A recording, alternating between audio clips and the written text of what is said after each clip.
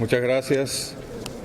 Bueno, en nombre del Gobierno de la República Bolivariana de Venezuela, del presidente Nicolás Maduro, agradecemos esta oportunidad para poder nosotros resaltar que recientemente el Movimiento de Países No Alineados adoptó una resolución para que los estados dejen de aplicar, de mantener medidas coercitivas unilaterales que son contrarias al derecho internacional. Esta posición del Consejo va en plena sintonía con el criterio establecido tanto por la Asamblea General de Naciones Unidas como por la Oficina de la Alta Comisionada para los Derechos Humanos. Las medidas coercitivas unilaterales no están contempladas en esta carta que nos rige a todos como miembros de la Organización de las Naciones Unidas. Esta mañana, en la Bienal, en un panel que se hizo sobre este tema, la representante de Fiji decía que las medidas unilaterales coercitivas son irracionales, son ilógicas y son contrarias al espíritu de la Organización de las Naciones Unidas. Sin embargo, el gobierno de los Estados Unidos de América, gobierno supremacista del señor Donald Trump, impone medidas coercitivas a Venezuela y a otros países sin ningún tipo de moral para hacerlo. Como bien lo reflejó el doctor Idris Yassairis, relator especial sobre las repercusiones negativas de las medidas coercitivas unilaterales en su informe consignado en esta 42ª sesión del Consejo, la República Bolivariana de Venezuela ha venido siendo víctima de este tipo de medidas por parte del gobierno de Estados Unidos desde hace al menos una década. Para ser más exactos, dice el relator Yassairis, desde el año 2005. El objetivo es muy claro: hacer colapsar la economía venezolana, impedir que el Estado satisfaga las necesidades básicas de su población y promover un cambio de régimen por vía inconstitucional, por vía de la fuerza en Venezuela. Dice el relator, cito, las sanciones económicas unilaterales adoptadas por los Estados Unidos y otros países, sumadas a una guerra económica polifacética, han jugado un papel nada desdeñable en la paralización de la economía venezolana. Las medidas contra Venezuela incluyen la congelación de los activos propiedad de la República. En Estados Unidos, una gran empresa energética venezolana, Citgo, fue tomada, fue robada, fue asaltada por el gobierno de los Estados Unidos, una compañía cuyo valor supera los 12.000 millones de dólares. Con esa cifra pudiésemos pagar 5 años completos de alimentos y medicinas para la población venezolana.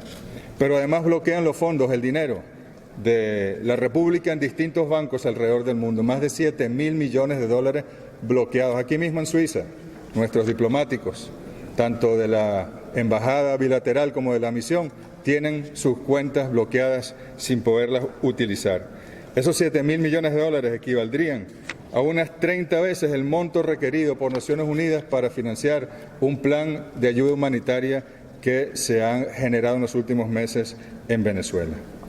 Una ayuda humanitaria que han tratado de usar como arma contra la soberanía venezolana. Dice el relator Yassairis, podría sostenerse que los intentos de utilizar los suministros humanitarios para exacerbar las tensiones en la República Bolivariana de Venezuela y en última instancia provocar un cambio de régimen se encuentran comprendidos en la definición de medidas coercitivas unilaterales.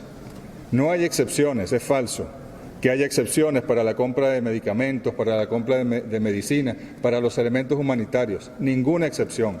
Cuando la banca internacional, por el overcompliance o ahora desde las sanciones de agosto de 2019, cuando lo hacen directamente por temor a medidas coercitivas secundarias, niegan el acceso al Estado venezolano, no puede el Estado comprar ni elementos de lujo, ni medicina, ni alimentos, ni tratamientos médicos, ni nada que pueda ayudar al pueblo venezolano a partir de estas sanciones. Cada vez que se imponen medidas coercitivas unilaterales de carácter general, se genera un impacto negativo en el disfrute de los derechos humanos de los habitantes del Estado sujeto de las medidas, con especial énfasis, por supuesto, en los grupos más pobres, en las poblaciones más vulnerables. Las medidas coercitivas unilaterales, las mal llamadas sanciones, matan, generan sufrimiento y matan seres humanos en los países donde son aplicadas.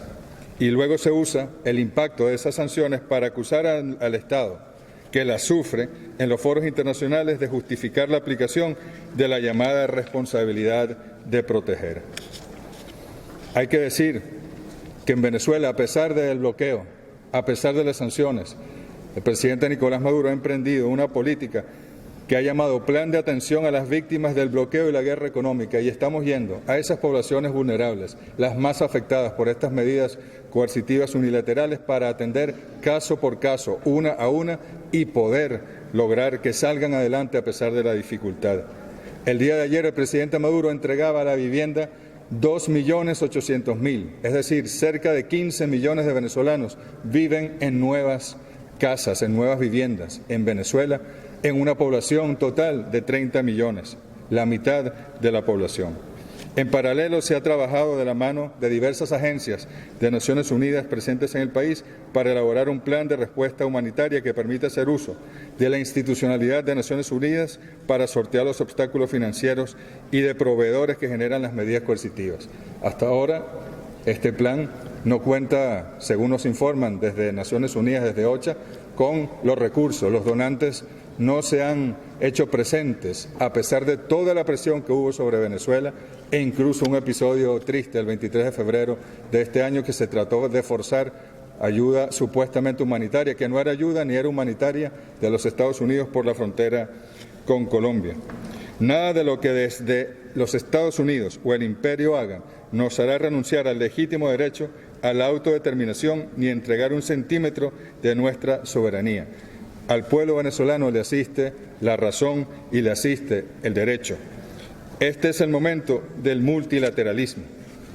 En el panel que se hacía esta mañana, queremos promover desde el Movimiento de Países No Alineados una resolución en Naciones Unidas, que ojalá fuera, como decía el profesor Silger, más que una resolución, un tratado, donde se prohíba la violación de la Carta de las Naciones Unidas a través de la imposición de medidas coercitivas unilaterales. También el año pasado, Alfred de Zayas, que era relator de este Consejo para el Orden Equitativo y Democrático, estuvo en Venezuela y llegó a la conclusión de que las medidas coercitivas unilaterales en nuestro país constituyen delitos de lesa humanidad.